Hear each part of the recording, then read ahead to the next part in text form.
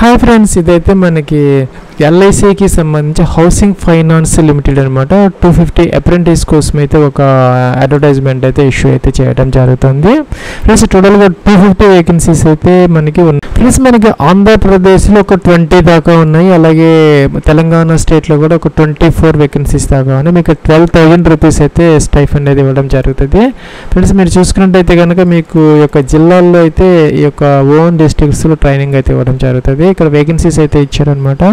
ఆంధ్రప్రదేశ్కి సంబంధించి అనంతపురం, చిత్తూరు, కాకినాడ, కర్నూలు, నెల్లూరు, ప్రకాశం, రాజమండ్రి, తిరుపతి, విజయవాడ, విశాఖపట్నం, విజయనగరం ఆయా డిస్ట్రిక్ట్స్లో ఉన్నటువంటి ఈ యొక్క ఎల్ఐసి హెచ్ఎఫ్ఎల్లో అయితే మీకు ట్రైనింగ్ అయితే 1 ఇయర్ పాటు అయితే ఇవ్వడం జరుగుతుంది. ఇంకా తెలంగాణ కనుక మీరు చూసుకున్నట్లయితే ఇక్కడ హైదరాబాద్తో పాటు కరీంనగర్, మహబూబ్ నగర్, నిజామాబాద్, సికింద్రాబాద్, వరంగల్ అయితే మీకు ట్రైనింగ్ అయితే ఉంటుంది అనమాట.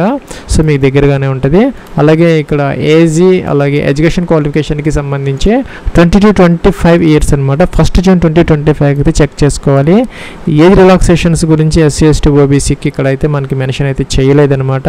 సో అందరికి కూడాను 20 to 25 ఇయర్స్ అనమాట.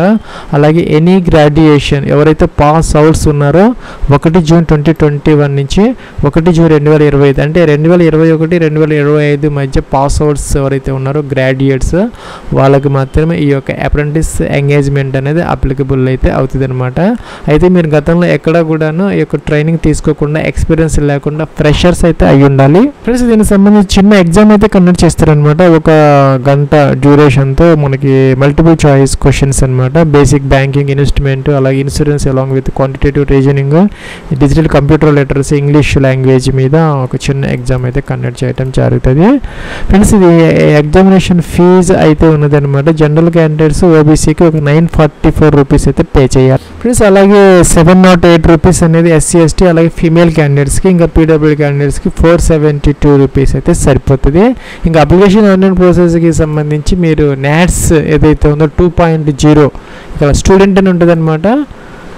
గతంలో కనుక మీరు రిజిస్టర్ అయ్యి ఉంటే కనుక లాగిన్ అయిపోయి డైరెక్ట్గా మీరు అప్లికేషన్ అయితే పెట్టుకోవచ్చు. ఇక్కడ జనరల్ స్టూడెంట్ అని ఉంటుంది ప్లస్ స్టూడెంట్ లాగిన్ అనమాట. ఈమెయిల్ ఐడి, పాస్వర్డ్ క్యాప్చర్ చేసి లాగిన్ అయ్యి మీరు అప్లికేషన్ అయితే ఫిల్ అవుట్ చేసుకోవచ్చు. లేదంటే కనుక నాట్స్ 2.0 ఎన్రోల్మెంట్ ప్రాసెస్ కోసం ఒక వీడియో లింక్ అయితే ఈ వీడియో కింద డిస్క్రిప్షన్లో ప్రొవైడ్ చేయడం జరిగింది.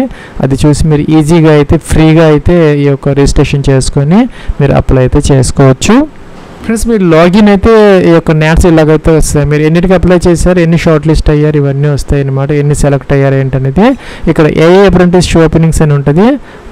అవన్నీ వదిలిపెట్టాలి. కిందకి రావాలి. ఎఫ్టీపీ అని ఉంటుంది. ఇది కూడా కాదనమాట.